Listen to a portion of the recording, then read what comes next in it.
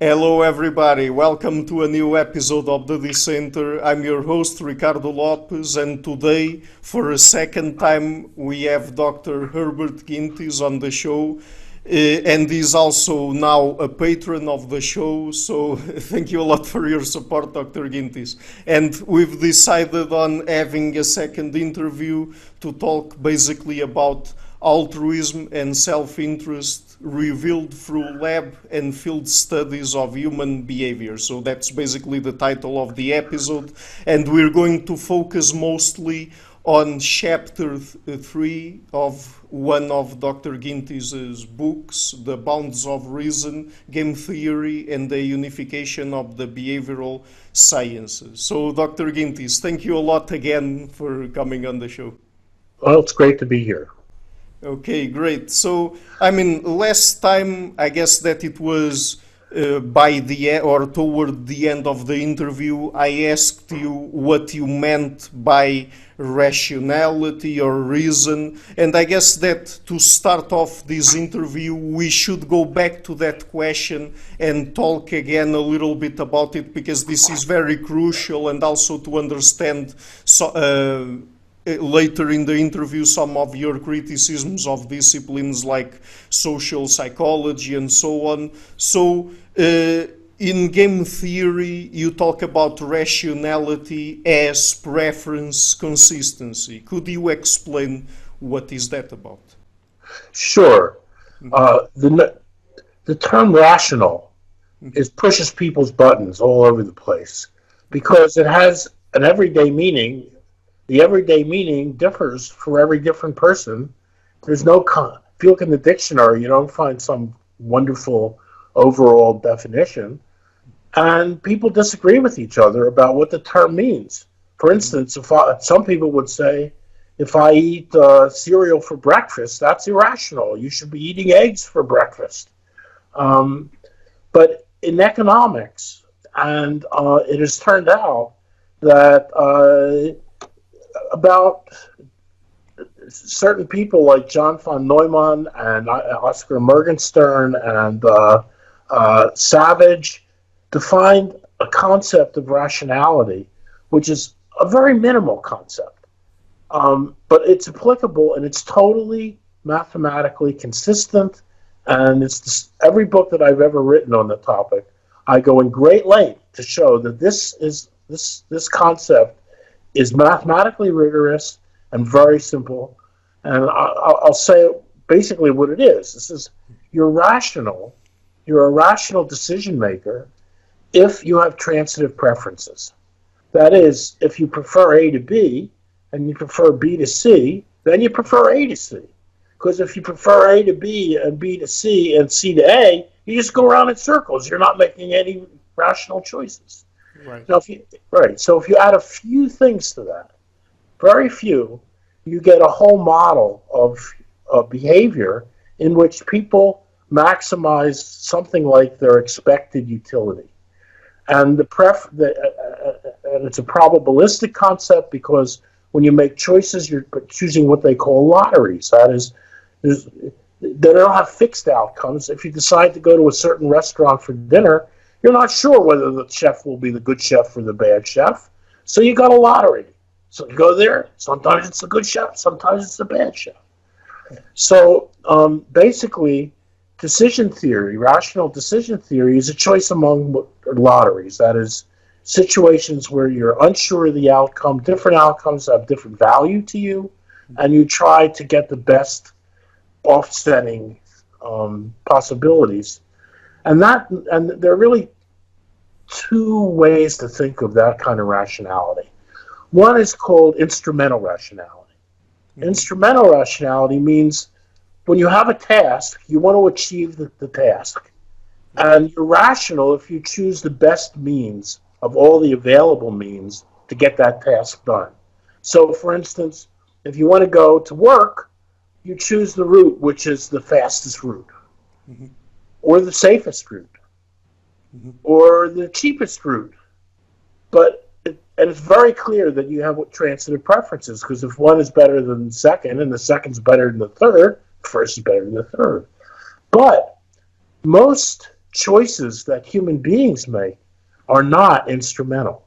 For instance, if you want to say, I want to go to work, well, you want to go to work, but you also want to go on a pleasant trip, and you want to go on a safe trip, and you want to not spend too much money on tolls, and so therefore, you don't have a single goal. You can't be instrumental.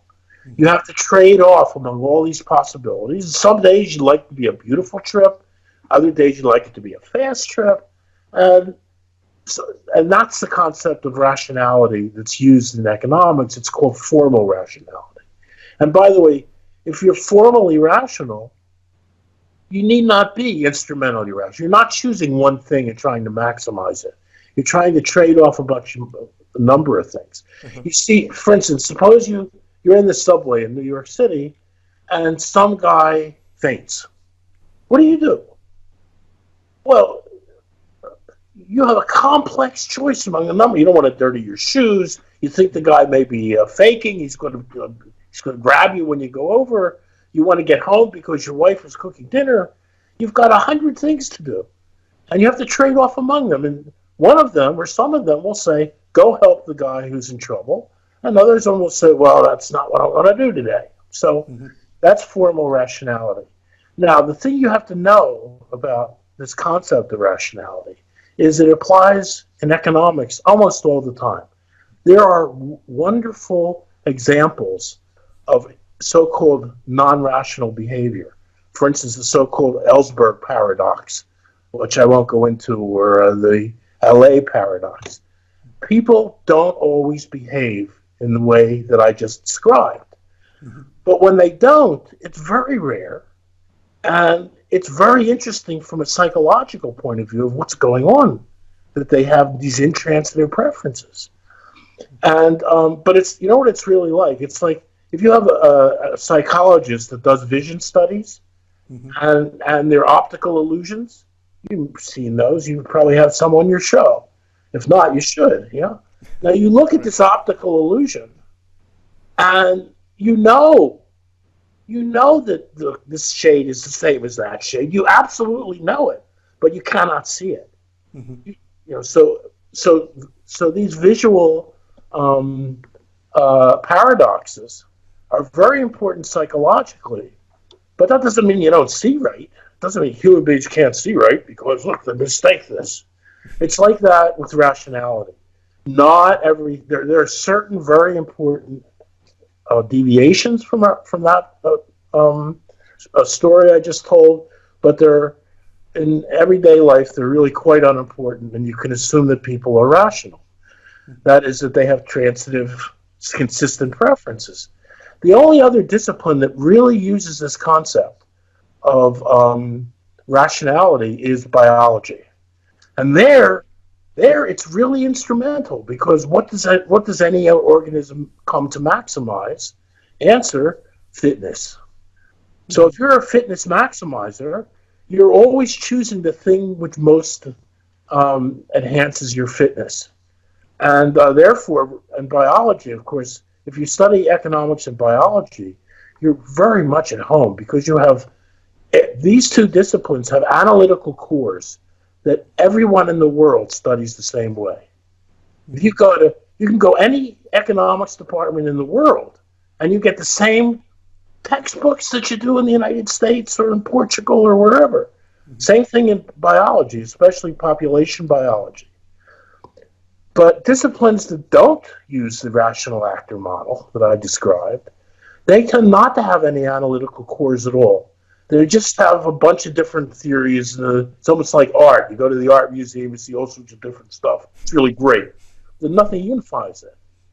So, for instance, in sociology, and by the way, I get very animated about this, because in fields that don't use the rational actor model, they tend to say it's wrong. Mm-hmm. Of course, it's wrong, because otherwise they would use it. You have to use the rational actor model because organisms are generally rational, and you're not seeing the main thing going on if you miss it. But for instance, I once went through, because I work on the integration of the behavioral sciences, And I take sociology very seriously. I mean, I know sociology just as well as I know economics and just as well as I know population biology. It's very, very important what sociologists have to say. But if you read all the textbooks, even undergraduate, but mostly graduate, they don't deal with rational behavior at all. In fact, they tend not to deal with incentives at all.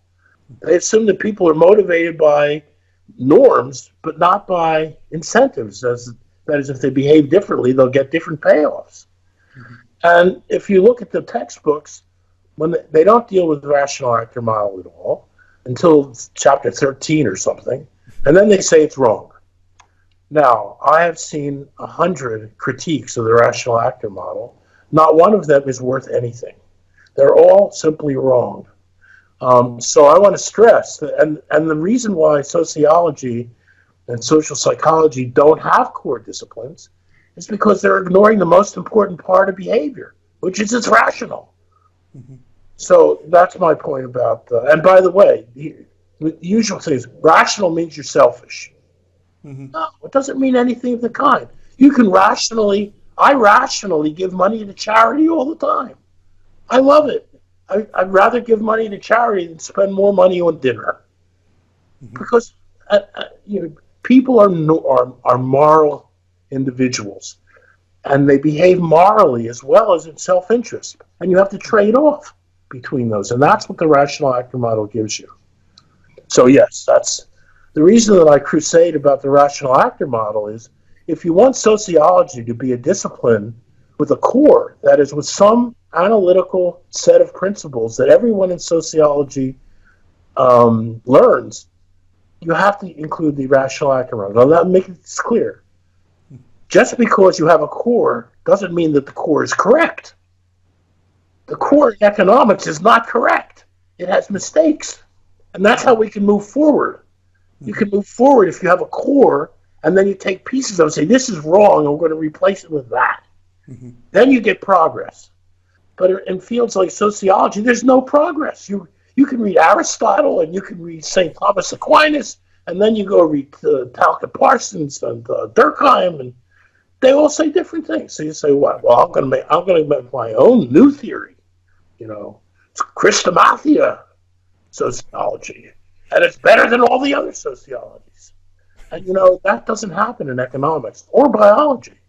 In economics, you don't read articles that say all the previous theories of the stock market are completely wrong, and I have my new theory. Mm-hmm. No, they don't do it. They say, here's what we've learned, here's what we accept, but here's what's wrong that we're going to replace with something else. Same thing in biology, in behavioral biology. Right. That is, people build on the past. As Newton once said, I see so far because I stand on the shoulder of giants. Yes, right. Mm-hmm. Yes. And that's what should be, there should be a unified behavioral sciences in which everybody accepts certain principles and then they branch off into their specialties. And that's what I've tried to do in 2 or 3 books, in Bounds of Reason and in Individuality and Entanglement. And unfortunately, I don't think most social scientists don't buy that. They love their own discipline. They think all the other disciplines are crap, and they accept the principle of tolerance, which is, well, the economists are just a bunch of they could be CEOs of Kentucky Fried Chicken for all I care. But we say hello, we eat lunch together, and we don't criticize each other.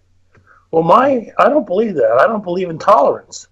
I mean, tolerance is wonderful in life, and diversity and the different races and creeds, and I love them all. But in science, there's one truth. There are not right. 7 different truths, and you shouldn't be complacent and simply accept what other people say if you think it's wrong. And that's why I've worked on the integration of behavior science. And by the way, my background is in physics and math. And in physics and math, you don't say, well, if you have 1 and 1 equals 7, that's, go for it, my friend. You say, no, it's wrong. 1 and 1 make 2. Well, that's in your theory. But in our expanded universe, bloated theory, it's 7. Well, okay, well then why don't you go, smoke some stuff or something, because it's not science. Yeah, right. And I mean, you refer to several different things, but I guess that one that is very interesting to pursue a little bit more is what people do many times in disciplines like social psychology. Because if you look into, for example, when they are studying what they call biases and heuristics, I mean, it is really weird that sometimes they do the studies or design the studies in a way that they sort of induce in people the kind of errors that they say they are looking for. And so, for example, sometimes they accuse people of committing certain biases or following certain heuristics. But when you really look into it, I mean, sometimes if you just gave people a little bit more of information or something to orient them more in a certain direction, then they would get there. The thing is that they sometimes it's weird because it seems as if they are purposefully omitting certain kinds of information just for people to fall for those biases or heuristics, and even sometimes people use those kinds of mental shortcuts, and they are not really irrational, but they label them as irrational. I mean, it's a complete mess as far as I understand it. Well, there are two. Let me say there are two different things about that. First of all, I think that the whole literature on biases and heuristics is extremely important. And some of my best friends work on it, including Danny Kahneman, who got a Nobel Prize for it. Sure. I think that work is very important. Mm-hmm. But I put it in the same category as optical illusions. There are performance errors that human beings make sometimes, and you have to understand why they make them. And yes, but the other thing is that what we really mean by that is that they're performance errors. People try to be rational, but they make mistakes. Mm-hmm. And they make sometimes consistent mistakes. Most people will make this mistake, and that's really true. So I have no problem with that, but I certainly think you're right. Often you induce these incorrect judgments by the way the material is presented verbally or visually.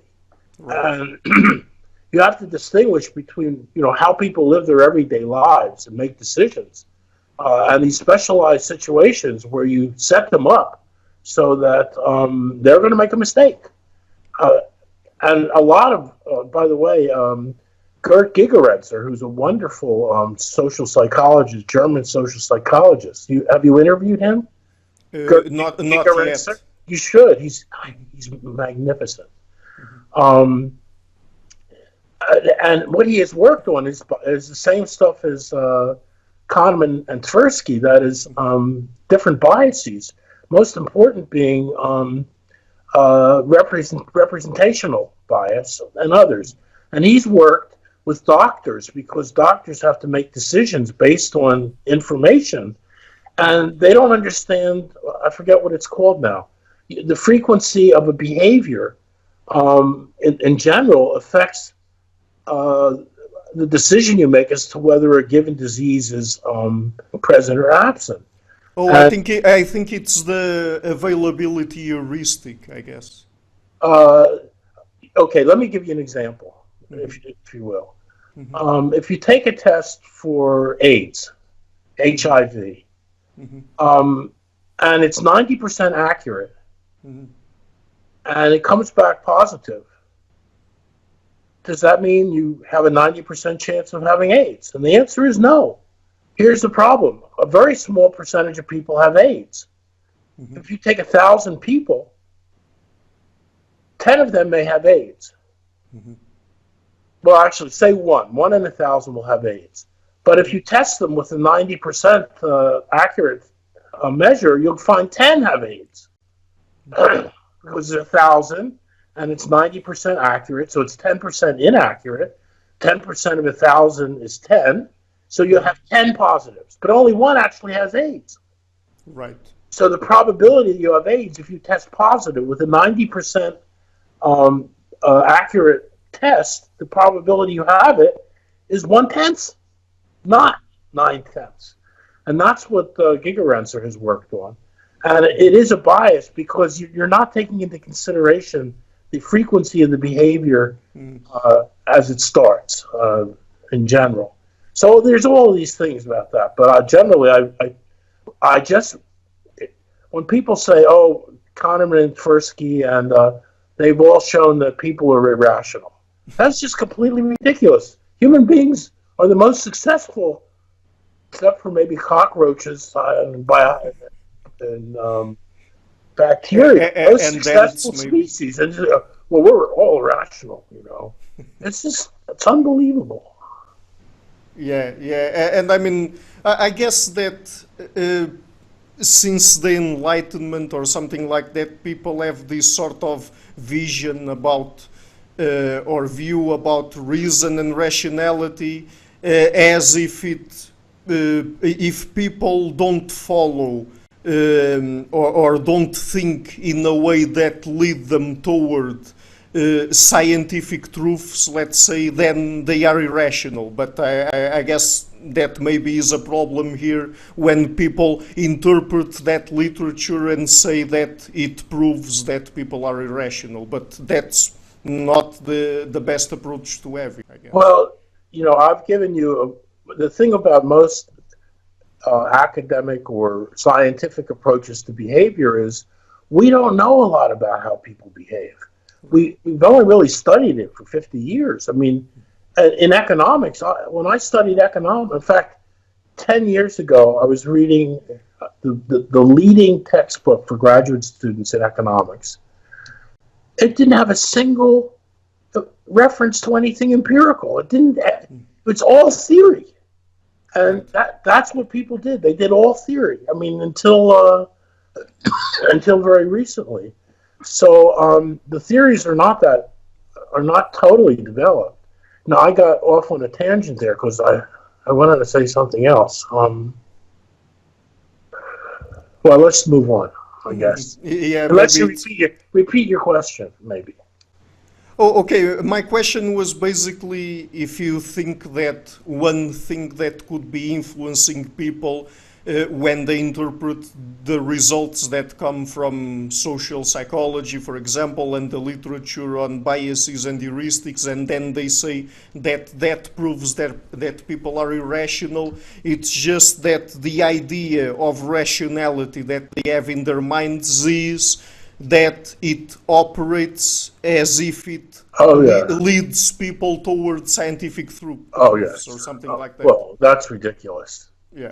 That's just ridiculous. I mean, it may be a certain kind of rationality, but not anything that I'm talking about. Mm-hmm. Human beings have been rational, and the same as cockroaches, for thousands and thousands and hundreds of thousands of years. And they didn't do any science. Notice, when I say rational, I apply it to animals as much as to humans. Okay? In other words, if you want to understand why crickets chirp in the evening, I'll show you a model of why they chirp, and it's rational. That is, they're maximizing their fitness by chirping or by not chirping. Let the other guy chirp, and you just waylay the females when they come across.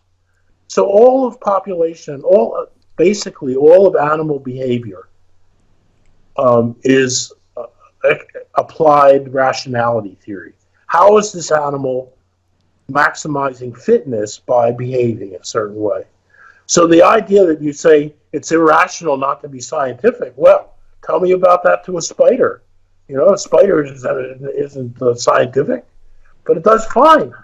And human beings did fine for a very long time before they did any science. The point is that believing in science, one of the weaknesses of the rational actor model is it takes beliefs as given. It's called the subjective prior of the individual. Mm-hmm. What does the individual come to a situation believing? Or what does a spider come to a situation believing? believing in the sense that it has an internal model of the world of some kind. It could change that model. For instance, if a prey comes into the web, it will change the model. Now there's a different model that I apply to figure out how to get the. But so it's called a subjective prior, and in the rational actor model, it's taken as totally random. It's whatever you happen to believe. The only thing you require is you update using what's called Bayes' rule. That is, you update if you get new information, you adjust your beliefs in the direction of the new information. Now, that is part of the rational actor model. It's absolutely true. The problem is, if you get new information and you don't like it, why don't you just forget about the information? Just deny the information. Now, in some cases, that's not a very good idea. If you hear a snake rustling in the grass while you're eating dinner, you say, well, I don't really feel like running away. I want to finish my dinner. I'm going to pretend there's no snake. Well, that's not a very good idea because the snake can come up on you. But if you're in a modern society and you're wondering whether there's climate change or not, you can believe whatever you want. It doesn't matter what you believe. What's the difference? You want to believe that the little green men come down and eat garden hose? Go believe it. So, well, then you'll vote wrong. One vote never matters. It doesn't matter what you vote. You can believe the most outlandish things. You can have the most crazy political ideas. It makes no difference because one vote never matters. So you can deny the Bayesian updating, which in general in psychology is extremely correct. There's huge amounts of evidence that all of our senses do Bayesian updating, visual, auditory, etc. But when it comes to very advanced political behavior of human beings, the updating is very, very slow. So, for instance, with climate change, I have argued over and over the years that people take new information into account and they update accordingly. Some of my friends, I won't name names, but they're very famous, say, no, people just choose the ideas which fits their political ideology. So if you're a right-winger, you say there's no climate change. If you're a left-winger, you say there is climate change. The problem with that is that people change their ideas over time, and there are a lot of people in the middle who don't really have any ideology at all about it. They just want to see what the evidence is. And that's what has happened in the United States with climate change. The percentage of Americans who say that climate change is real and dangerous and caused by humans has increased every year, or pretty much every year, over the past 25 years. And now it's by far a majority position in the United States. So the rational actor model is a very imperfect representation of the cognitive and cultural processes which go on, because we all do it. If I get some new evidence and I think it's crazy, I just forget about it. It's not going to change my views on things, But if I hear 6 times different evidence, I start saying, wait a minute here. This is another.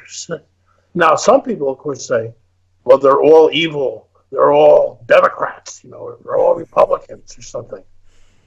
But in fact, we all do that because you don't just change your ideas when one thing happens. But basically, the updating part is correct. People are not irrational. They do change over time, and the scientific method and it's the most powerful for dealing with it. But it doesn't work alone. For instance, if you look at the Ebola outbreak now in what was it, Sudan? Where I forget what country. I think the Sudan. Mm-hmm. A lot of folk culture says that it's caused by the people who come to vaccinate them against it, and it's very dangerous to be a health worker in the Ebola countries. So, but nevertheless, the scientific method is correct, but they have to implement it by a social process which makes sense to people in their daily lives. And most science doesn't make sense to people in their daily lives because they don't do it. One of the most amazing inventions that I've seen in recent years was this guy invented a microscope made out of paper with a little bit of glass. It cost about 5 cents to make a microscope.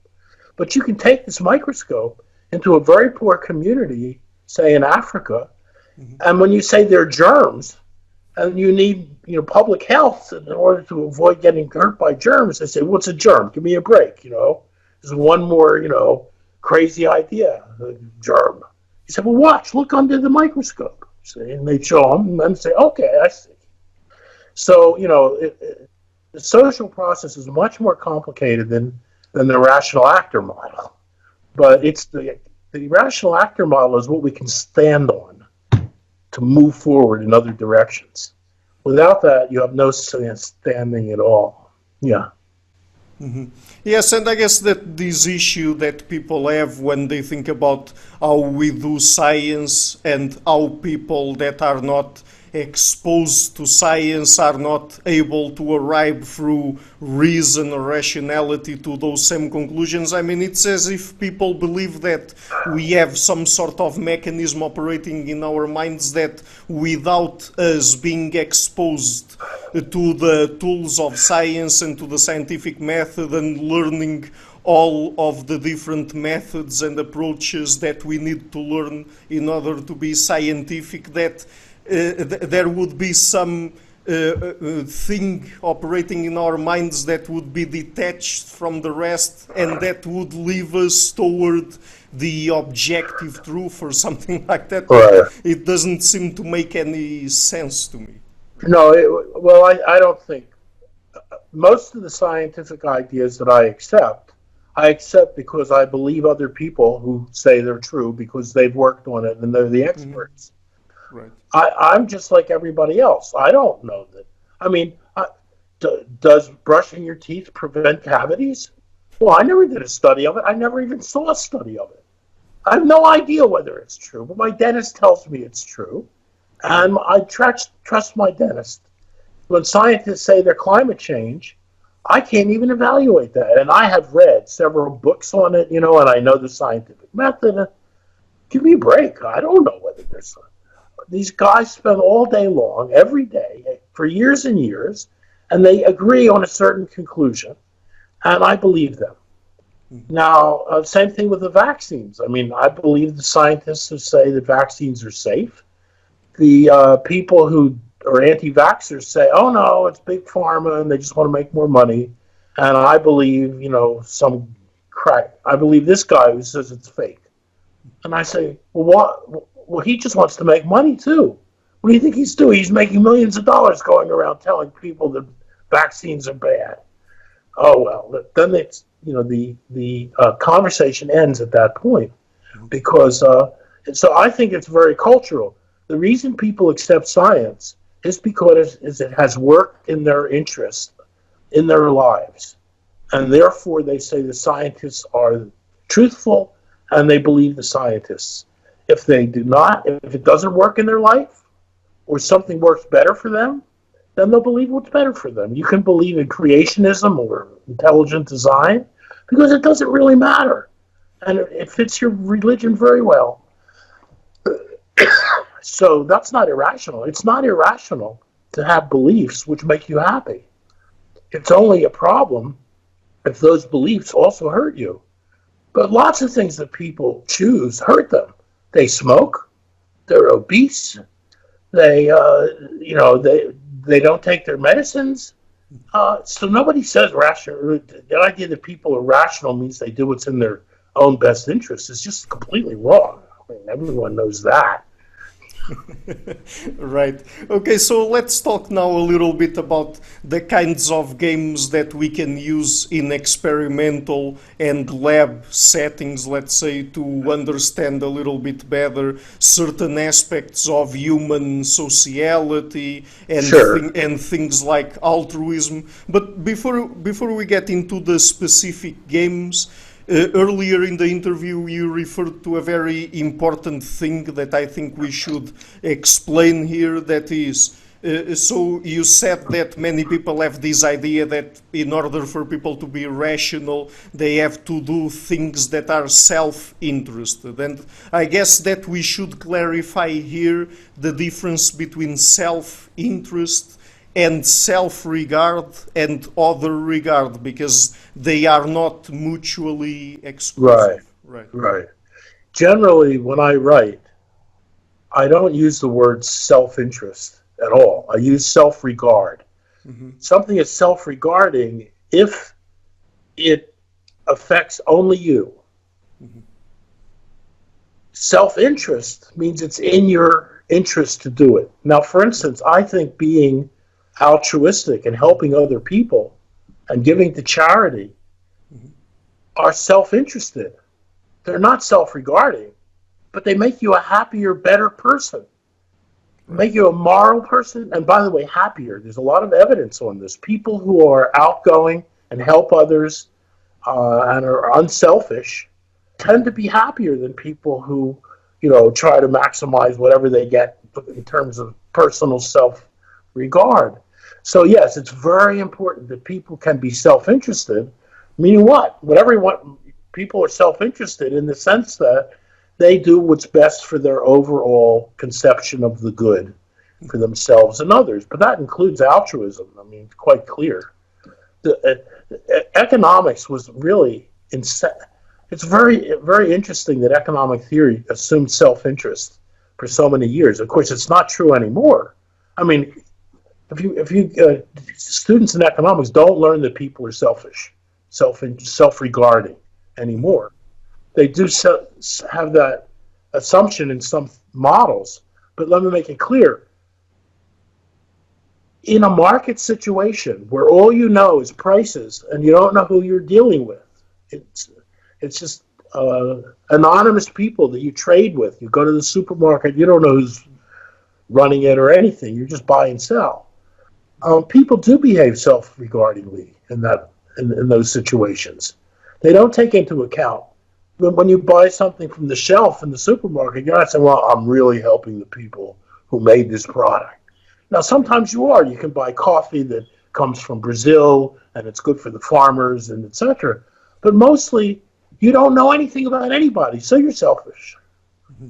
But when you come to larger things outside of market interactions, people do not behave self-regarding manner. Yeah. Mm-hmm. Okay, so now that is clarified, let's talk now about the games. Okay, so there are different kinds of games that people can use in experimental settings, and each of them is used to explore different aspects of human interaction and sociality, right? So, I mean, could you give us maybe an overview of how that works, and then maybe we can talk about each specific type of game? Sure. Yeah, the examples are great. Mm-hmm. Game. What's a game? Well, in the work we do, a game has a few parts. It has players, who are people. And it has rules, the rules to the game. What can the people are allowed to do? And it has payoffs. So if you have 5 people and each of them can do 4 different things, you have all sorts of possible interactions of the 5 people, and each possible interaction has a particular payoff. Mm-hmm. And that's what a game is. So the question is, how do people behave in these games? And and by the way, you can apply this to animals too. As I said, a great model of crickets is what happens when a cricket wants to mate? Well, it has one of 2 choices. First of all, it always happens at night. The males do all the cricketing, all the chirping, and they do it at night so they don't get eaten, which in the light, they get eaten right away. So the male chirps, and the females come and they mate. The problem is, chirping is also dangerous because people can eat you. Something can eat you while it just goes up and finds you chirping. Mm-hmm. So other males don't chirp. They stand around the outside and wait for the females to come. And they intercept the females. And so this is a game. So now what's this, then the question is, how do they behave? And the answer is, this is a little simplified, but something like this. For every chirping male, there's a whole circle of non-chirping males all around, intercepting females. But if there are too many all around, none go to the chirper, and the chirper loses. So the chirper stops chirping. So there has to be what's called an equilibrium number of crickets around the circle, like 4 or 5, not 50. And then they all make an equal amount of mating. Because if the crickets on the periphery circle get more mating, then the chirper will go to the outside and wait rather than chirp. And if they do less mating, then other crickets will come and form the circle. So you get it's called a Nash equilibrium, in which the chirper can't do any better than he's doing, and the non-chirpers can't rearrange themselves any way better to do what they're doing, and they have equal payoffs. So that's a game.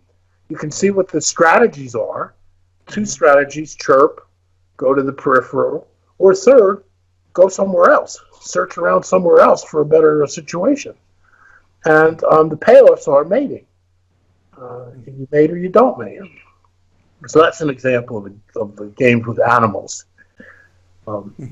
Right. And in what kinds of situations can we employ a game like Prisoner's Dilemma in humans, and what aspects of our sociality can we understand through it? Well, I think it's a good idea to go through a simple game. Okay. Before, like the Prisoner's Dilemma. I thought about this. The Prisoner's Dilemma is not that simple a game. But I think we can do it, okay? Here's the Prisoner's Dilemma. There are 2 agents or 2 players, and they can either cooperate or defect. So the only thing they can do. Cooperate, if they were prisoners, cooperate means don't rat on the other guy. Don't admit you did the crime. Mm-hmm. Right. Defect is admit it. Okay, now there are 2. Suppose they committed a crime and they got $20, and they split it up. They each have $10. Mm-hmm. If they shut up, and the police can't prove anything. So when they talk to them, if they both shut up, that is, they cooperate with each other, they are let off, and they've got $10 each. So the payoffs to shutting up, or cooperating are $10 each. If they both, you separate them, you don't let them talk to each other, and you investigate them separately. If they both defect, that is, yes, we committed the crime, here's where the money is. If they both defect, they get 0, because they let them off because they returned the money, and they each get 0. Now, if one of them cooperates in one room and says, well, I'm not saying a word, and the other one defects and says, yes, we did it, the one who shut up gets 15 years in prison, and the one who cooperated gets $15. Cooperate. Right. You got that? That's a game. There are 4 possible outcomes. Mm-hmm. Both can cooperate, in which case they each get $10. Both can defect, in which case they each get $0. Mm-hmm. One can cooperate and the other defect, in which case one gets 15 and the other gets minus 15. Mm-hmm. So those are all the outcomes. And then the question is, if you're rational, in the sense that I said, and self-interested, not just rational, but and self-interested, what do you do? Well, here's what one guy says. If I defect and the other guy has defected, I get 0. But if I cooperate and the other guy defected, I get minus 15. I'm sorry, did I say it right? Yes, if he defected and I defect, we each get 0. Mm-hmm. If he defected and I cooperate, I get minus 15. So I'm going to defect if he defects. Mm-hmm. But what if he cooperates? Well, if he cooperates and I cooperate, we each get 10. But if he cooperates and I defect, I get 15. Mm-hmm. So I should therefore defect no matter what the other guy does. And that's the Prisoner's Dilemma. And you see it all the time. If you've ever watched, these crime programs. They get the guys. He's in the other room. He's spilling his guts. Right. The question is, this is the game. But let me go on. Mm-hmm. This is the game. But how do people play this game? Mm-hmm. How do people play this game? Well, it turns out that if you do it in the laboratory and you play exactly this game, people do not always defect. Mm-hmm. In fact, very often they prefer to cooperate, and they will cooperate just because they don't want to be bad people. It's evil to defect. And here's a slight change in the game in which almost everybody cooperates. It's called the serial prisoner's dilemma. You play the same game, except one guy goes first, and what he does is transmitted to the other guy. So if the first guy defects, the other guy knows that he defected. If the first guy cooperates, the other guy knows he cooperated. But so when you play this game, the first guy very often cooperates because he believes that the other guy will also cooperate because it's the moral thing to do. It's the right thing to do. And in fact, that's what happens. Very high percentage of second choosers choose to cooperate, even though they make more money by defecting. And this shows that cooperation has a positive value to people. Again, go back to the rational actor model. They're not irrational. They just prefer to say, when they come out of the game, they said, I was a good guy, I cooperated. Even though it cost me money, because money isn't everything. Just money is something.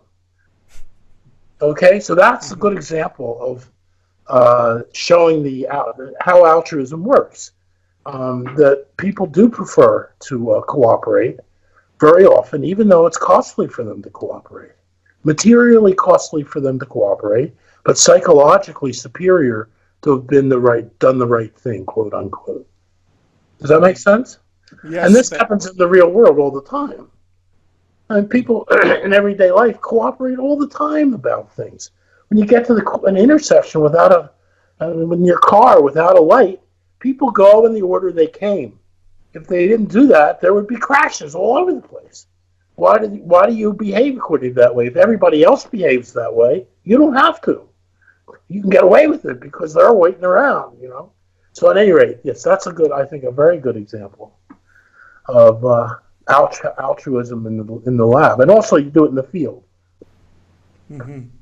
But is it the case that if people go through an iterative game, and they have several different opportunities at defecting or cooperating, that over time their interactions go more toward cooperating, or not? No. This changed my life. When I first saw a study that showed the following. It's called the unraveling of cooperation. So you have a situation. I'll give you the game later. The game is called the public goods game. But in this game, people start by cooperating, and they do very well. But the cooperation declines over time. If you do the game 10 times with the same people, in the end, nobody's cooperating at all, or very few. It's called the unraveling of cooperation. And what's going on is very simple. People prefer to cooperate with others who cooperate. But if only half the people cooperate, and by the way, when you play this game, at first about 60% cooperate and 40% defect. That is, and we'll explain the game in a minute, but 60% cooperate. But people who cooperate are very upset about the people who didn't cooperate, and they cooperate less. Why? It's the only way they can hurt the people who didn't cooperate. It's by cooperating less. So then it goes down over time. It's called that's why we need police. You have to get the non-cooperators out of the way because, again, in traffic, if you didn't have any police on the roads, most people would prefer to drive safely and, not within the speed limit. Nobody does that, but, within some good range. But some people don't. And then when some people don't, other people get really angry, the people who cut into line, and all of a sudden you get the unraveling of cooperation and social interaction becomes very disruptive and disputational. So that is an example of that process. That's right. I'll go on. First of all, let me say what the game is. The game is very simple. Public goods game. I'll give an example. You give everybody $10. By the way, this is done in every country of the world. It could be shekels or drachmas or whatever. Give everybody $10, and you say, now, this is yours, but we're going to make a public fund. Any number of dollars you can put in this public fund of the 10, and whatever you put in, the experimenter multiplies by 3 and distributes it to everybody. So, suppose there are 5 people. Every dollar I put in costs me $1, but then it gets multiplied into 3 by 3. $3 are returned, and there are 5 people, so I get some of that money back. 5 over 3, the dollar. Excuse me, 5 over 3. And so I lose money by cooperating, but everybody else gains. See, so if we all put all our money in, we put our $10 in. There's $50 in there, and it's multiplied by 3 is 150, and then you divide by 5 and you get 30. So if we all cooperate, we each get 30. But if everybody else cooperates, I gain by defecting. Right. See, because I get all of their multiplied, but they don't get any of mine multiplied. So each person, if each person were selfish, self-regarding, he'd say, well, I'm just going to keep my money, and I'll hope everybody else puts their money in the public good. So this is an aphorism, or it looks like what is going on in society, where each individual sacrifices a little bit for the whole community, and if everybody does the sacrifice, everybody does really well.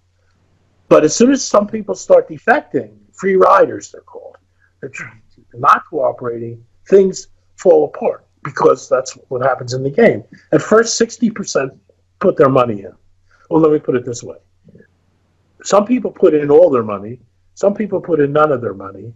It averages out to 60%.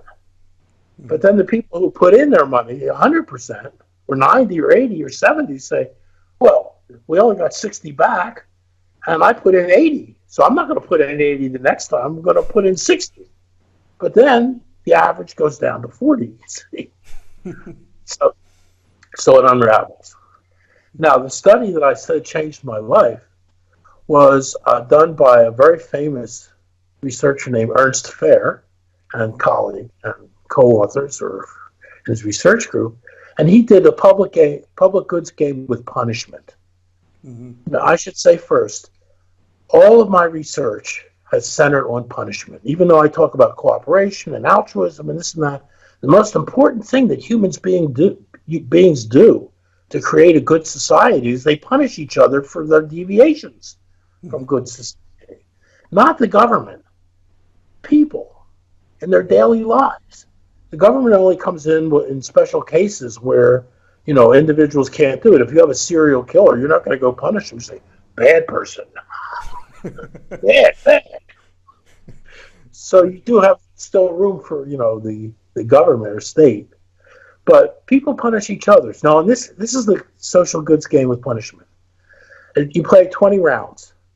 The first 10 rounds are like this. You play the public goods game, but afterwards, each person can punish someone else in the group that they please to punish at a cost to themselves. So you see on the board who contributed what. You don't know them as persons. You don't even see them usually. They're usually anonymous. And you say, I'm going to spend $1, and that will punish this guy $3. That's the social goods game with punishment. It could be $2 or $1.50 or even $1.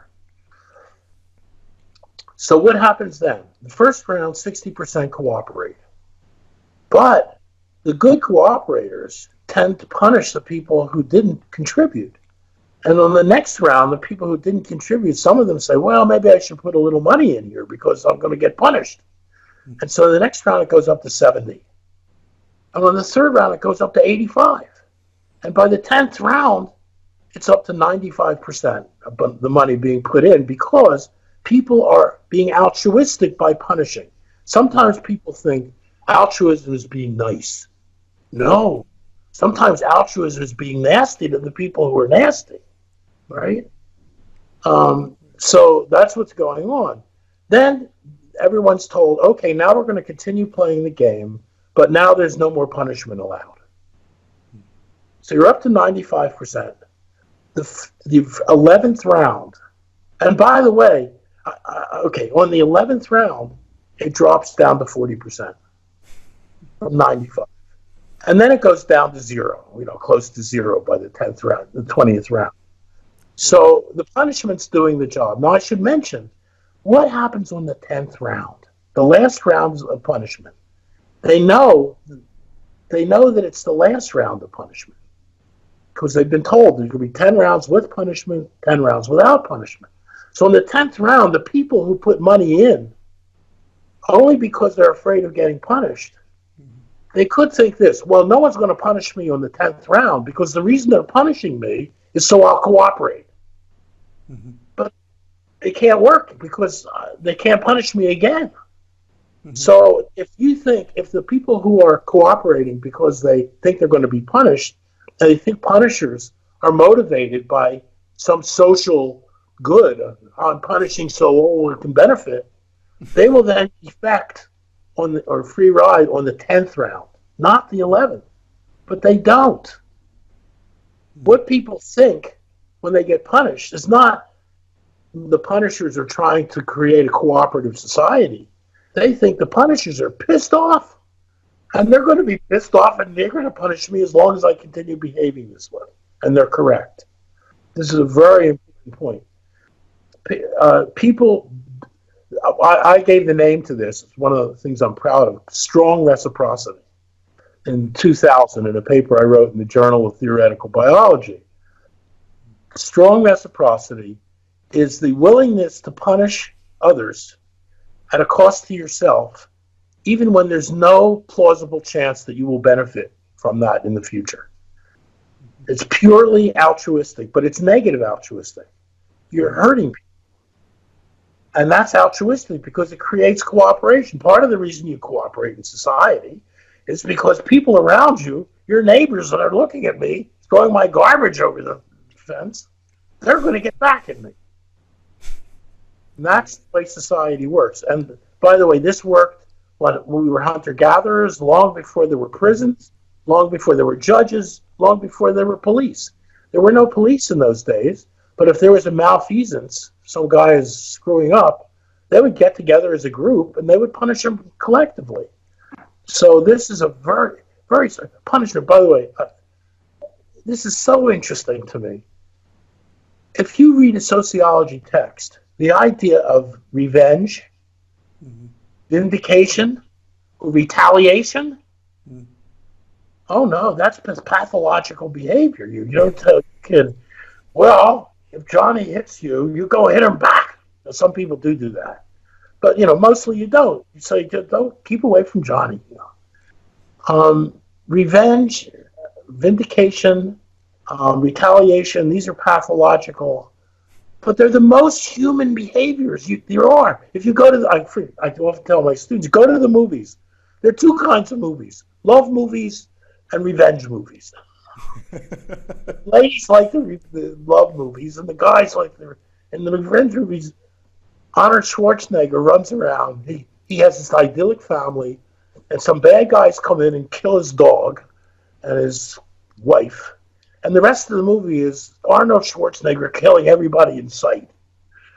That's revenge. And then people come out of the movie and say, that was a very good movie. It was a very enlightening movie, And revenge. But you're not allowed to talk about it that way. It was a very artistic movie, Chainsaw was wonderful. And when people are harmed by criminals, and the criminals go to court or are tried in a court, very often the harmed people or their relatives go to the trial and say, hurt the guy. Well, what are they doing? Your kid got run over by a drunk driver, Are you afraid if he gets off, he'll come and hit another kid of yours? No. You want him to hurt. You want to hurt him. But they don't say that. But when the guy is convicted, they say, well, we finally have closure on this. We can now be peaceful, you know. What do you think? Why don't you just say, you really like it that they put it to that guy, didn't you? Yeah, I feel good, he hurts. Some people do say that, but mostly they don't. My point is, all of sociology has missed one of the fundamental driving forces of human behavior, which is revenge. It's not the only one. I mean, there are many others too. In particular, most people are moral, and they get great pleasure of being able to wake up in the morning and say, I have been a good person. There's nobody, I've done the right thing. So that's what these games do. They kind of bring out very simple games, very complex human behaviors that sometimes were unrecognized. You can still look in a sociology textbook 20 years after, you know, these experiments, and they'll say nothing about revenge, vindication, retaliation, etc., except rational. Of course, you can retaliate rationally to, I don't mean rationally, self-interestedly or self-regardingly, to establish a reputation for, you know, not having people hurt you. But these often happen in cases where there's no way that you're going to be hurt again, and there's no reputational effect at all. Okay, so since we're talking about things also like police and judges and prisons, I mean, in large-scale modern societies, in game theoretical terms, how would you talk about the role that, for example, the police plays? Well, I think I did say that. The police are what economists call public goods. Namely, we don't each have our own police. Mm-hmm. We have a collective police, and we each pay taxes so to have a force in general. Now, of course, you can have not personal police. You're not even allowed to have personal police. Private citizens cannot do what police do. They're not allowed to do it. It's illegal. So it's a public good. And what does it get? Well, what it gets is it prevents the unraveling of cooperation. That is, there are going to be bad guys out there. This idea that, in the good society, everybody's a goody-goody. Well, not with humans. No, sir. In fact, it's not a Nash equilibrium for everybody to be a good guy. Because if everybody's a good guy, then you don't need any police. And if there's no police, it's always better not to be a good guy because you're never going to get caught by anybody. So there's no Nash equilibrium in which the police are absent. You have to have, now, as I say, in a primitive, I don't want to say primitive, but simple society or hunter-gatherer society, they don't have police, but it's a very small society, and they get together all the time to deal with the police functions. Now, they don't have prisons at all in pre-modern societies. There's no prisons because there are no public institutions, and there's no money. There's no way to have so what they do is ostracize you from the community in some way or another, forever or for a period of time until they decide you can come back and be a good member of society. But that's what police do. I don't think there's it's quite obvious. The point is, it's not like there are, a few bad guys and everybody else is a good guy and you want to catch the bad guys. Because if there's just a few bad guys, you let them do what they do. Police forces are very expensive. No, it's if there are a few bad guys. Some of the people who aren't bad guys see the bad guys getting away with stuff, and they say, well, I'll do it too. Why should I be a good guy when there's no penalty to being a bad guy? So it's called the unraveling of cooperation. And you have to have police for that. Now, of course, in a authoritarian society, police have other functions. One of the main functions is preventing cooperation among people who are against the authoritarian regime. Mm-hmm. So I don't want to say police are always good. In fact, states are not always good. Most states are what I would call predatory states. They're predatory. The people in them are in there to make money. and the populace is the exploited group. And that's the most dangerous part of, that's why there's so much poverty in the world, is because there are so many predatory states. It's not capitalism or technology or human nature. It's that you have predatory states. The states aren't doing what is needed for the population. And the reason that the level of poverty, by the way, unless people know it, one of the most amazing things that's happened in the past 30 years is a dramatic drop in poverty around the world. Dramatic. I mean, like talking about 90% drop in poverty around. There's still plenty of it. I'm not trying to be, forgetting about the the actual nature of poverty, but it's dropped very much. Why? Because some predatory states have become non-predatory. Now, sometimes that's because of democracy, as in Thailand or India, but China, too, has the biggest drop in poverty. It's definitely an authoritarian state, but it's an authoritarian state that's very careful about exploiting the population. They're very careful because it's a very large country, it's very diverse, and they're deathly afraid of revolutions. So, at any rate, what I'm saying is that the police have many behaviors in different countries, and some of them are very predatory. But in a country that's well run, the police simply make sure the cooperation doesn't unravel by promoting egalitarian and cooperative solutions. Mm-hmm.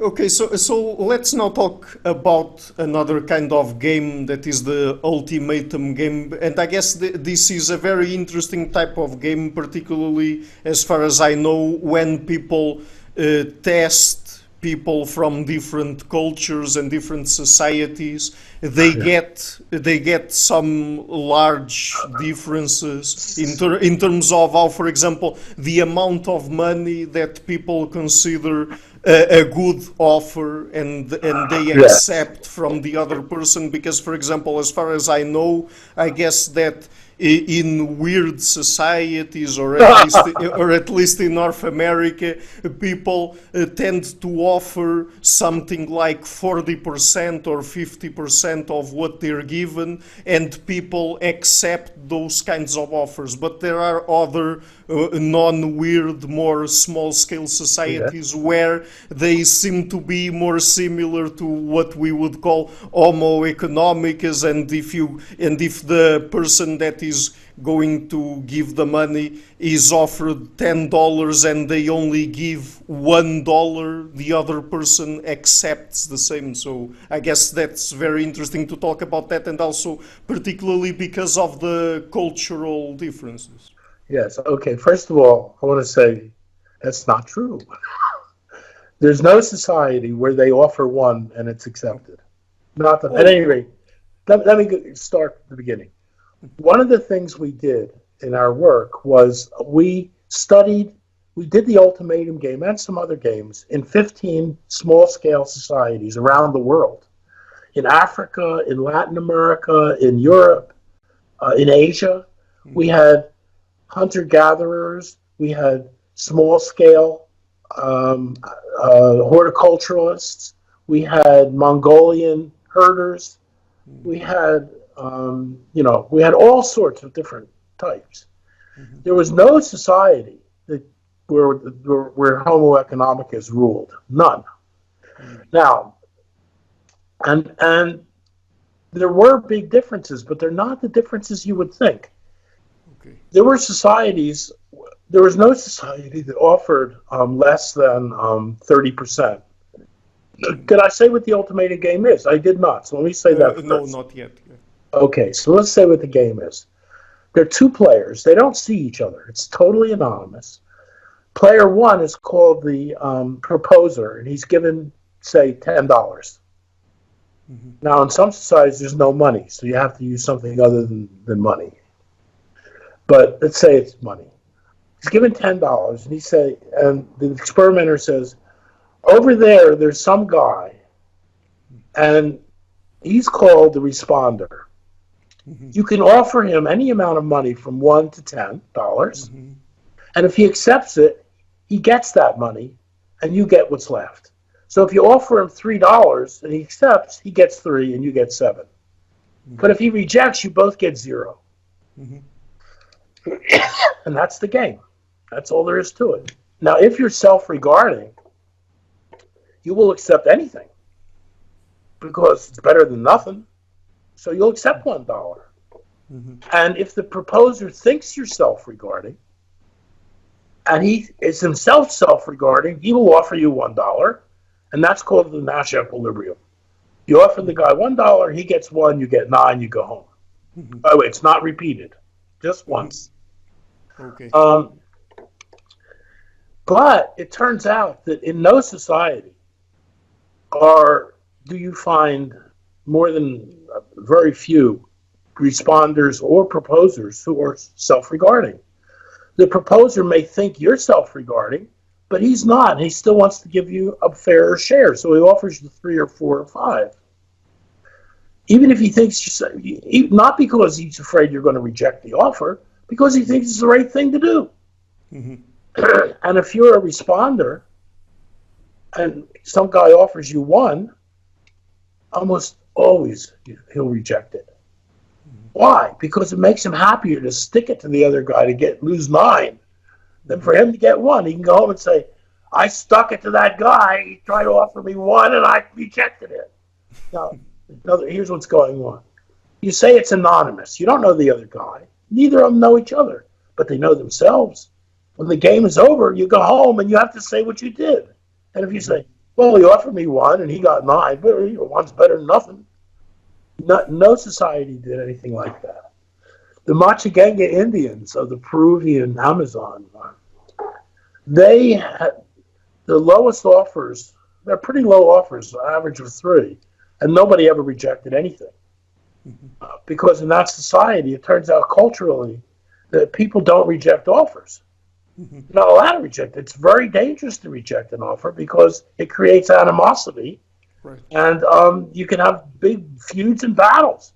What do you do in a society like that? Someone comes to dinner and they bring you a chicken, but the chicken looks terrible. Scrawny chicken, old chicken. You don't say, oh, I'm not going to take that stupid chicken. Get out of here. You say, thank you so much. Wonderful chicken. Thank you. But then the next day you go around and tell everybody, you gave me a chicken. You should see the chicken. It looked like crap. So, in other words, that's strong reciprocity. Here's where I would generalize it to say this. In these games, people come into the games with their morality of their society, and they don't drop it at the door. They behave the way you expect to behave in that society, not just the material payoffs and the self-regarding payoffs. And that happened in every society.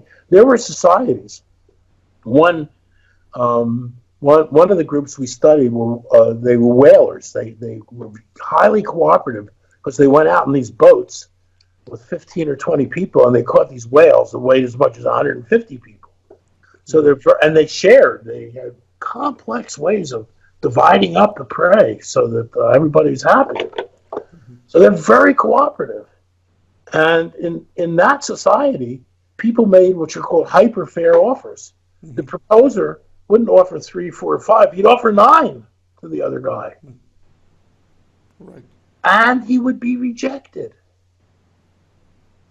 You offer 9, and the other guy rejects it. Now, how do you figure that? Well, the answer is simple. In that society, no, okay.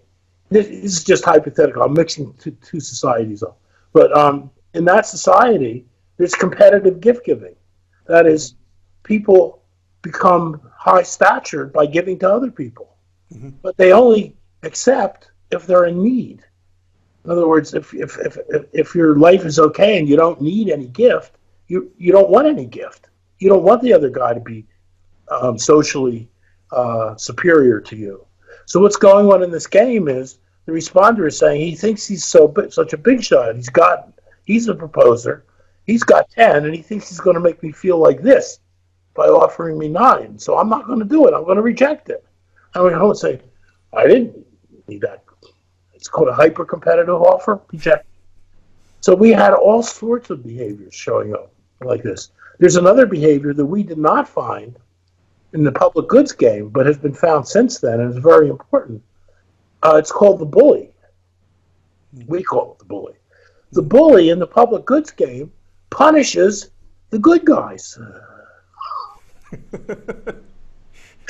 You can imagine that there's a decline in cooperation very fast in those games. After 1 or 2 times, nobody's contributing at all. What is going on? Well, the bully societies tend to be kind of tribal societies in which groups, people do not deal with anonymous others. When you have a public goods game, there's a bunch of anonymous people. You don't know who they are. They're not your tribe. They're not your relatives. And you have nothing, you don't have any connection to them at all. So you don't put anything in.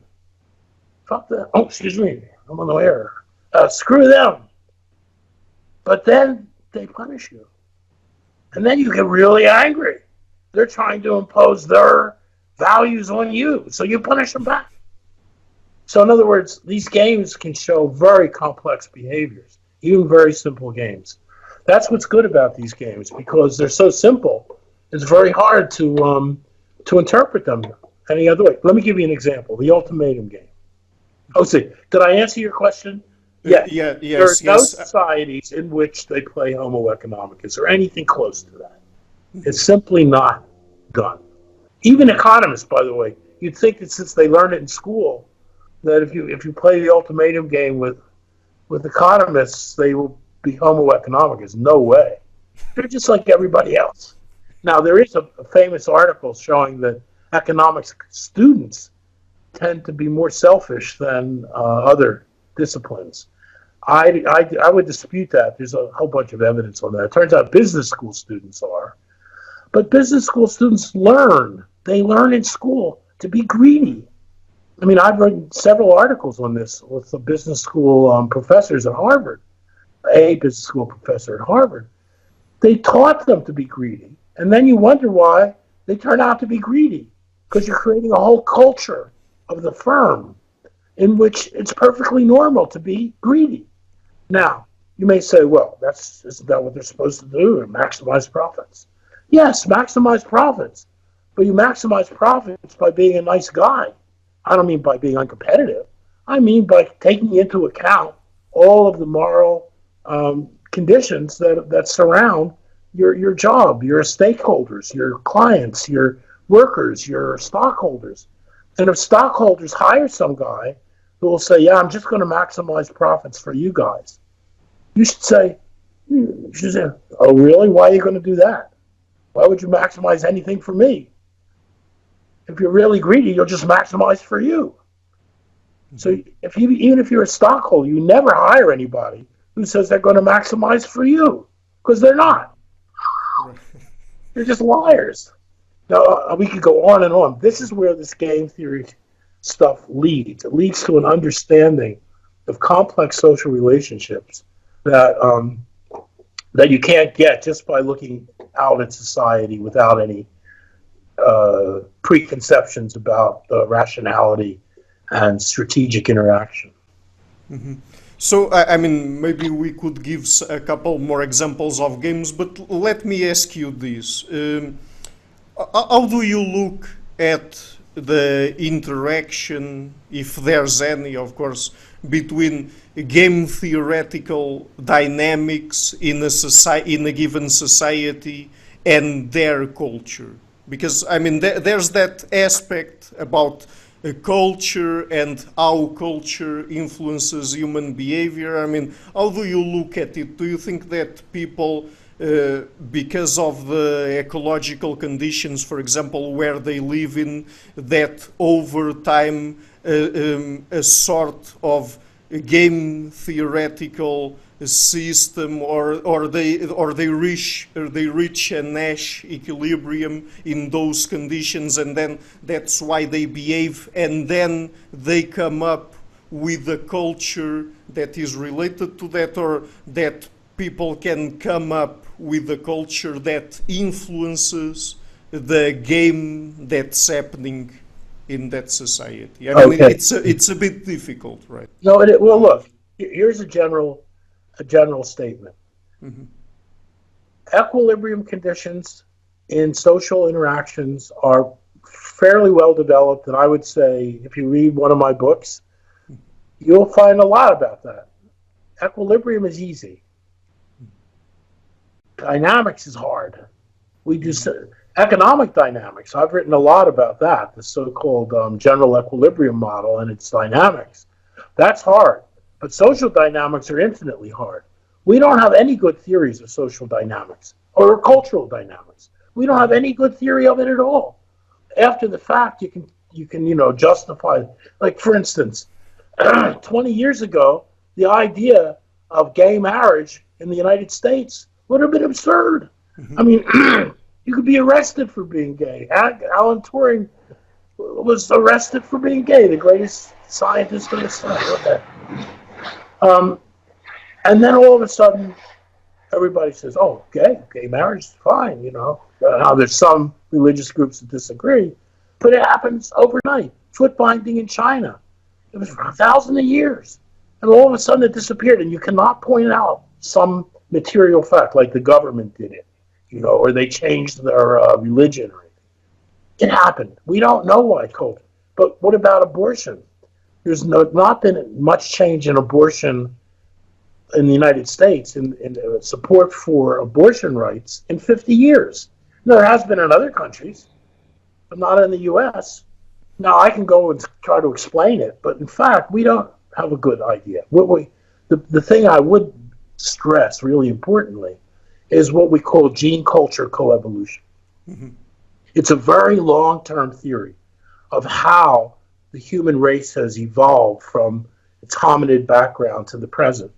And it says that two things. We all know that genes affect culture. That is, humans, there's certain things that human beings do because we are genetically predisposed to doing it. Everything I've talked about, they're genetic predispositions for strong reciprocity. Mm-hmm. Almost everybody does it. Little babies do it. They prefer to cooperate with puppets who are cooperative to other puppets, not to themselves. Mm-hmm. They see two puppets, and one of them is bashing the other on the head, and the other one is, being nice. Who do you want to play with? They want to play with not even play with it. Who do you look at? You look at the good guy. Mm-hmm. So humans have a predisposition for strong reciprocity. You don't have to teach a kid to, bite another kid, drag at him. You have to teach them not to. Mostly we have to teach people not to be vindictive and retributive. My wife comes home from work, and she says, so-and-so did such and such, and I'm going to do such and such back. I say, wait a minute here. This is not really the right thing to do because they'll do it back again, and that's, et cetera, et cetera. So humans do have these genetic predispositions, and they're deeply embedded in culture. Mm-hmm. What people don't realize is it goes exactly in this other direction also. All of our genes are the product of our cultures. Not all, but specifically human genetic structure are a product of our culture. For instance, let me give you an example. Gene culture coevolution. Mm-hmm. Speech. If you study linguistics, they make it sound like we evolved to talk because we have big brains.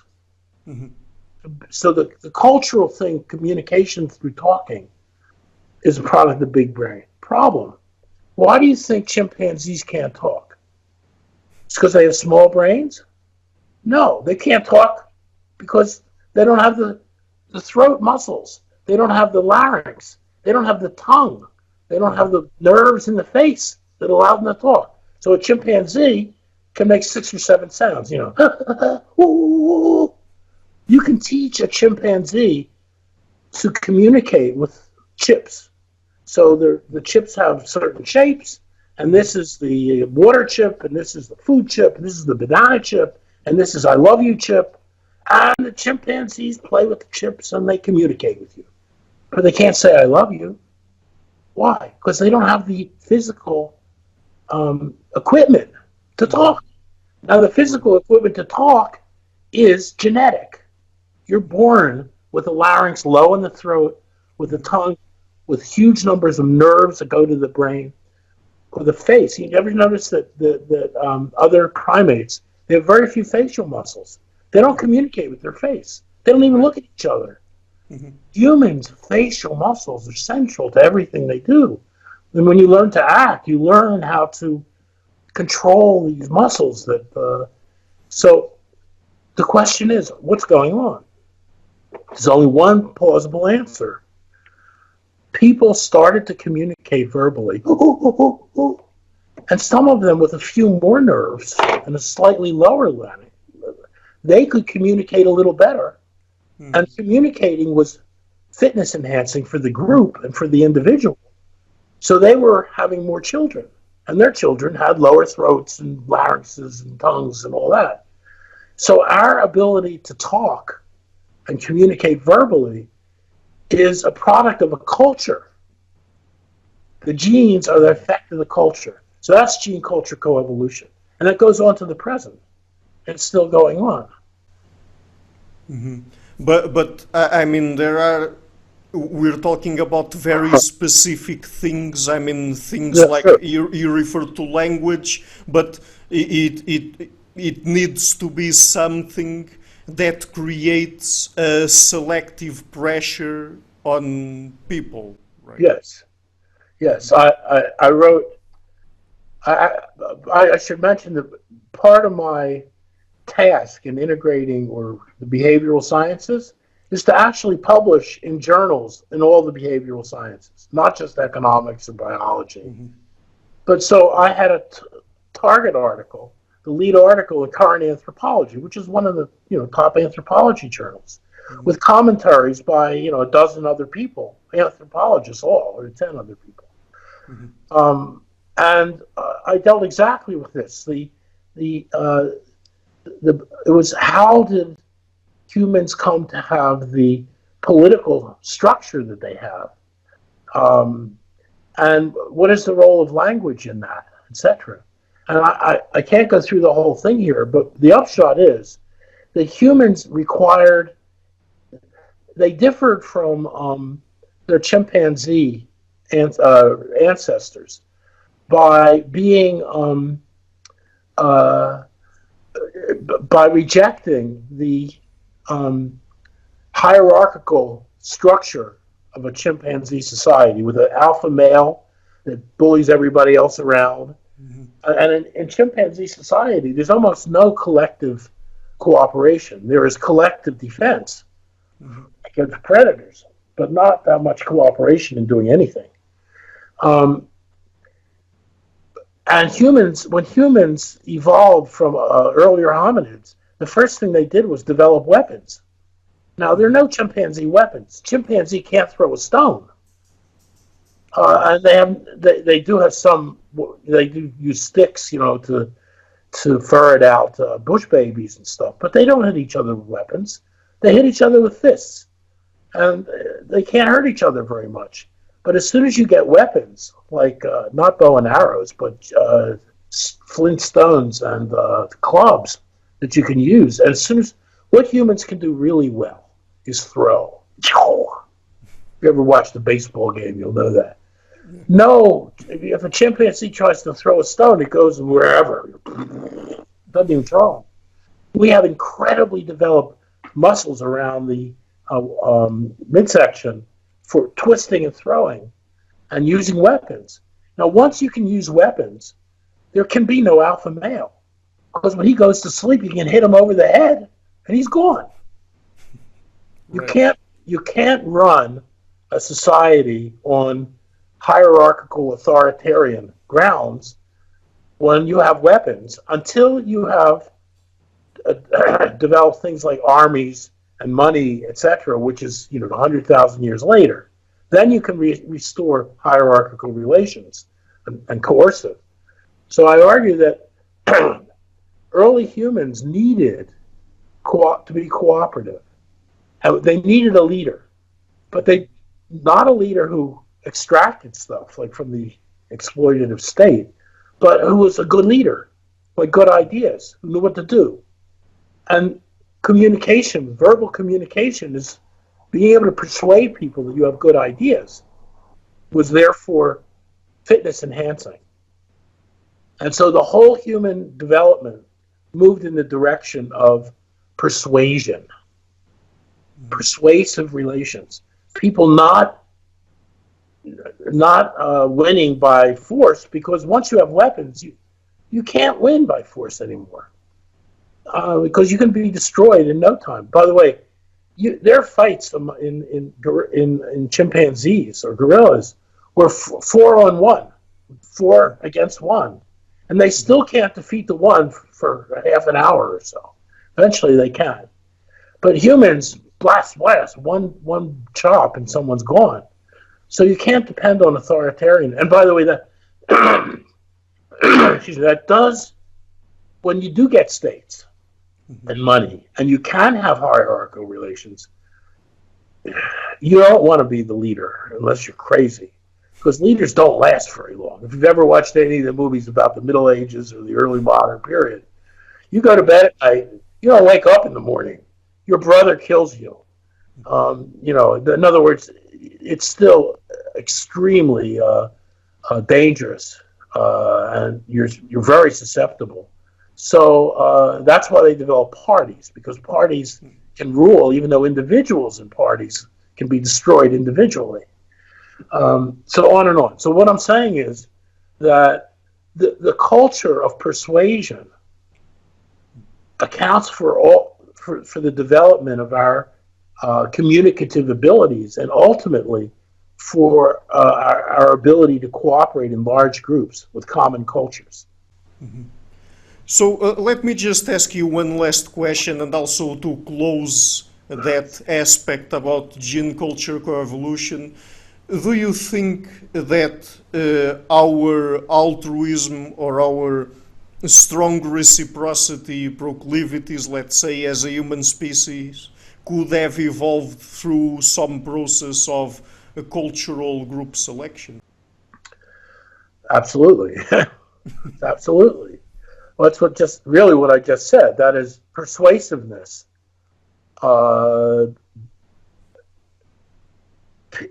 People were promoted for higher fitness according to their ability to cooperate with the group and promote the values of the group. This is a very rare thing.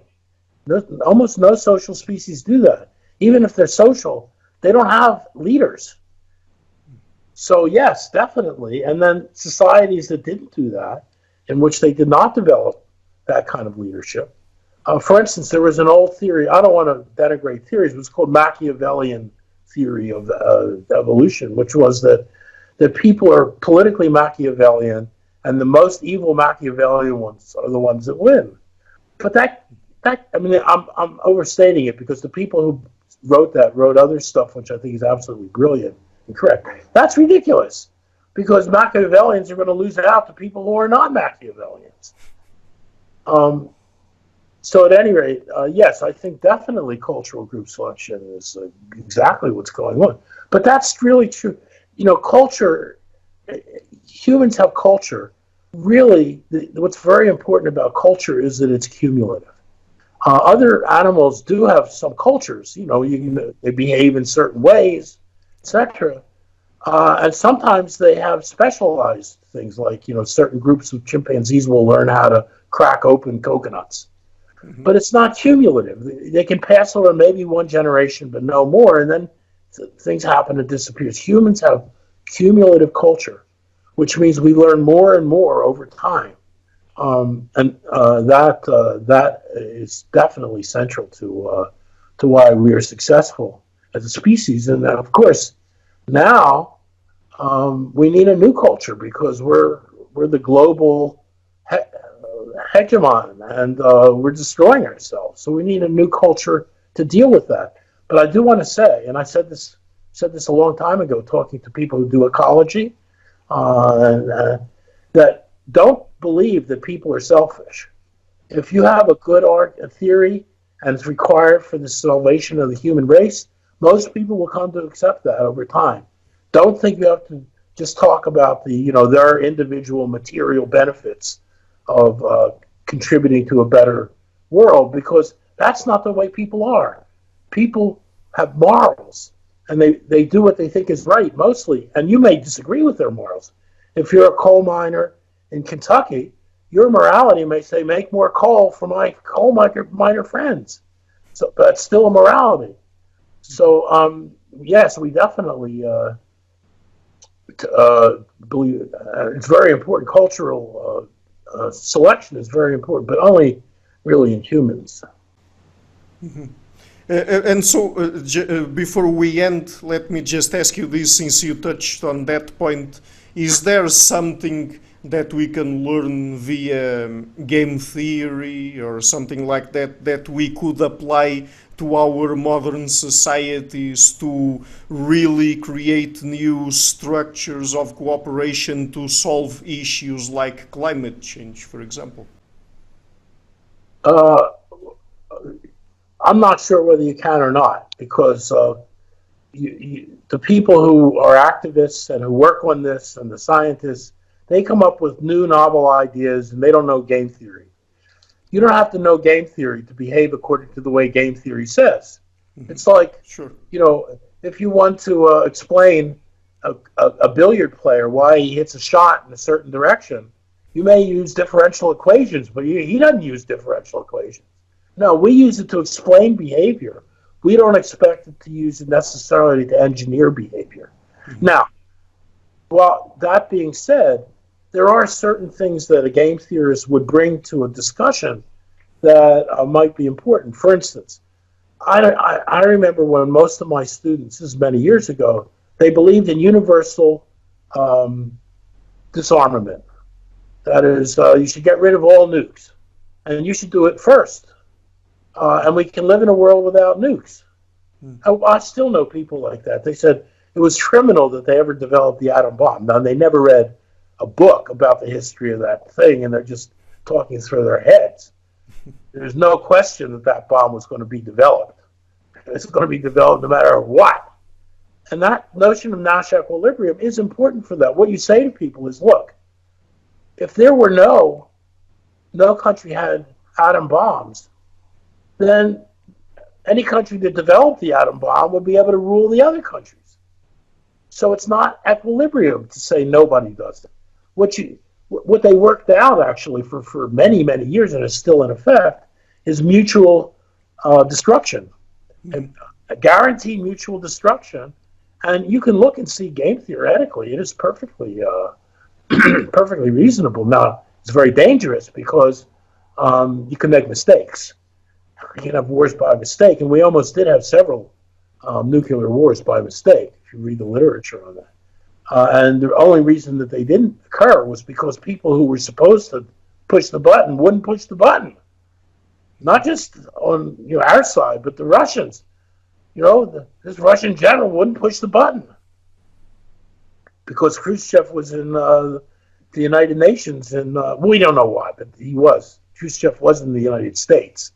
And the general thought, or his defense was, well, I didn't think it was real because he wouldn't kill himself. But yes, game theory is an important addition to the arsenal of things we need in order to solve the social problems that we have. Very important.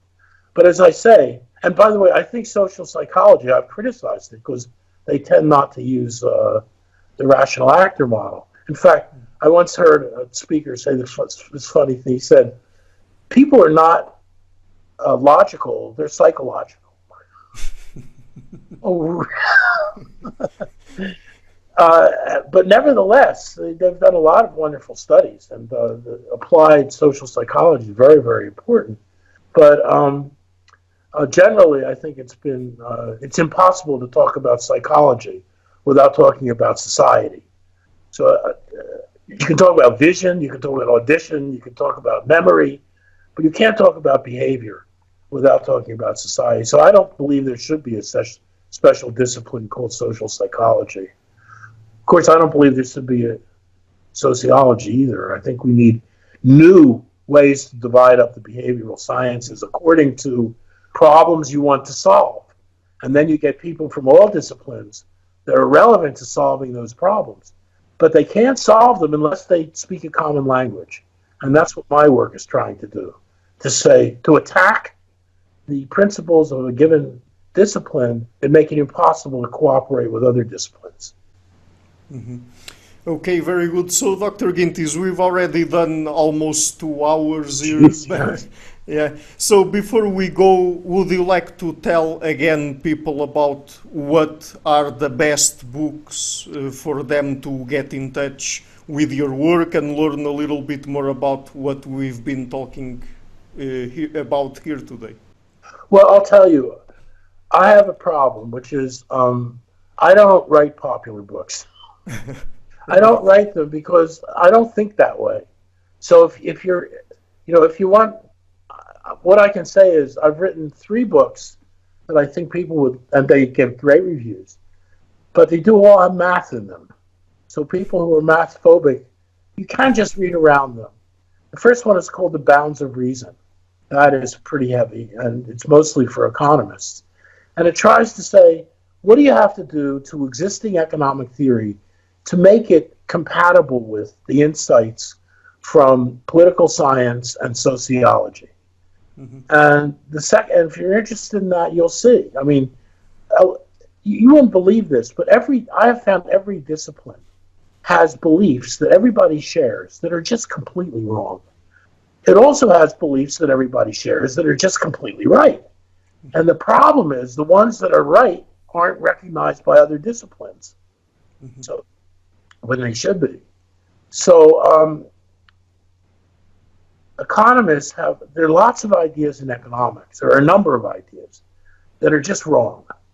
And that the methodological individualism is the biggest one. The idea that you can always work from the individual behavior up to the social behavior. Because I won't go into the technical details, but it works the opposite way too. You can't understand the individual without the social behavior. Mm-hmm. So that's Bounds of Reason. The second was with my co-author Samuel Bowles, who you should talk to. You might want to talk to. He's extremely, extremely interesting. Mm-hmm. And that's called A Cooperative Species. Mm-hmm. And it goes through a lot of what I talked about today and a lot more, and especially the role of war and in people who like altruism and talk about morality the way I do. They tend to think that violence is bad, always bad. Retribution, that stuff is bad. It's not. I mean, the fact is, personally, I don't have a retributive bone in my body. Not a single one. But most people do. I don't get angry at people. I don't try to get revenge. But most people do, but not everybody. Mm-hmm. So the message of A Cooperative Species is that we are seriously cooperative, mostly because, or partially because, we are seriously combative. That is, people cooperate to compete with each other. Mm-hmm. And that is really modern society. What is a corporation or a business? It's a bunch of people cooperating with each other to beat out some other businesses. Mm-hmm. But war is also cooperation. Darwin said this a long time ago.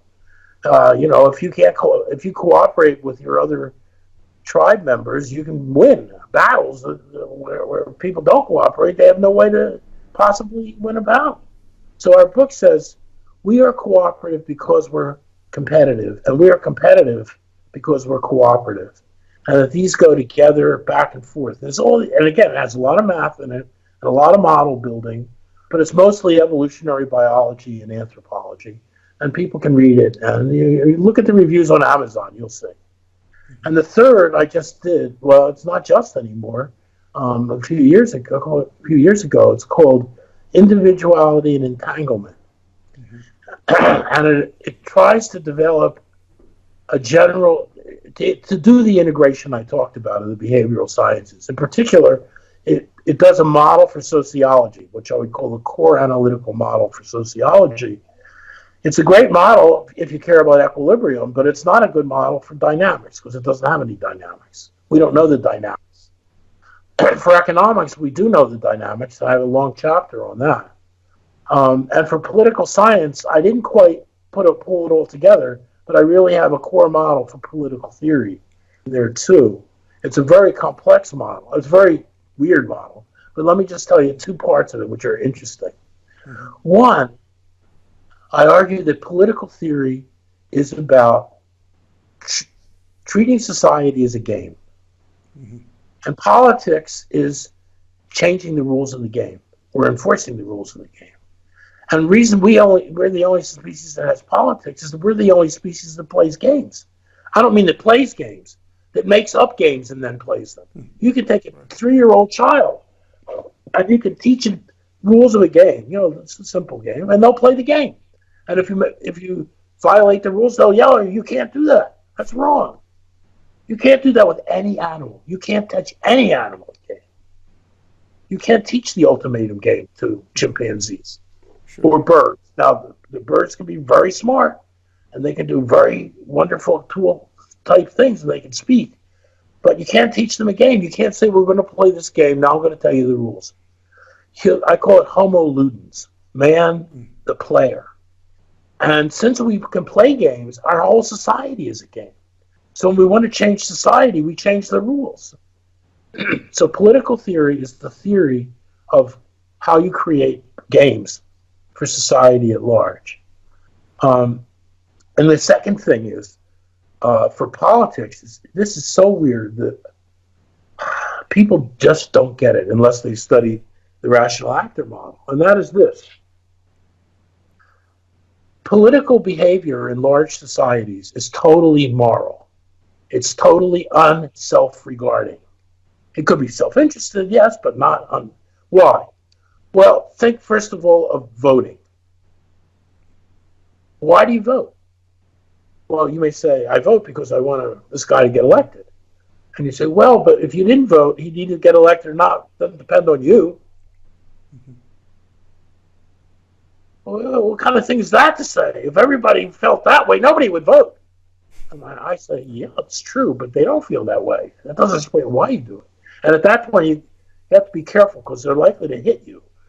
Because the point is, people think they're being self-interested or self-regarding when they vote, but they can't be because there's been no election in any English-speaking country going back 200 years where a single person determined the outcome of the election for a large election, say more than 40,000 people.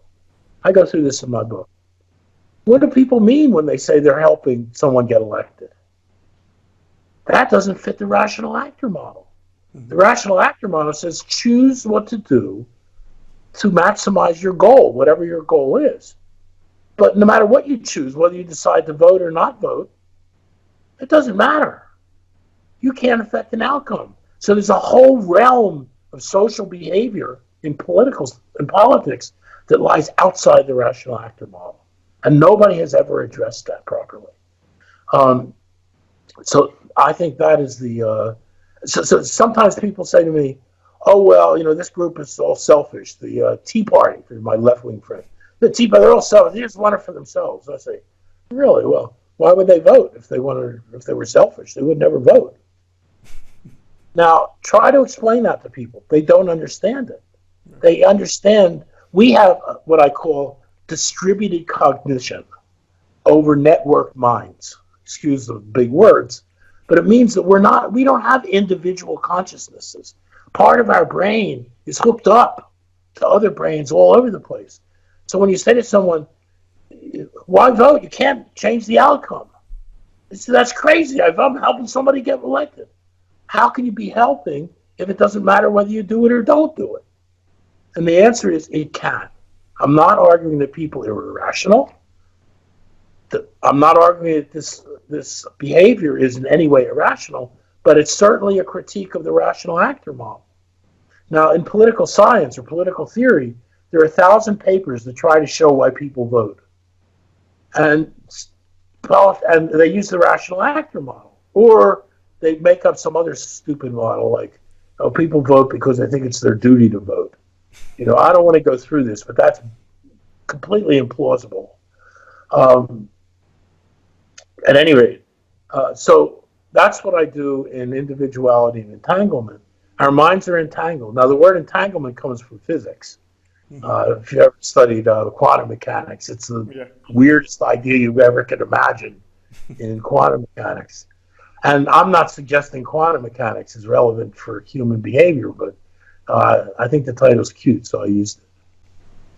Okay, great. So, Dr. Gintis, I will be including those books and other things in the description box of the interview, and I hope that people go and check them out, even if they have a lot of math that people don't like. But anyway, they have very interesting insights as well. So, and thank you again for coming a second time on the show, and maybe somewhere in the future we could do even a further interview or something like that. So. I'll talk to you about physics next time. Okay. Okay, bye-bye. Thanks, Ricardo. Hi everybody, thank you for watching this interview until the end. As you might have noticed, I've started this channel in February 2018 and have been putting out regular interviews with academics and intellectuals from a variety of fields.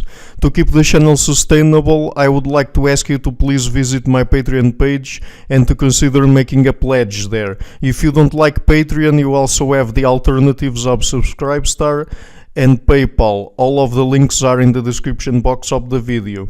Otherwise, and if you like what I'm doing, please share it, leave a like and hit the subscription button.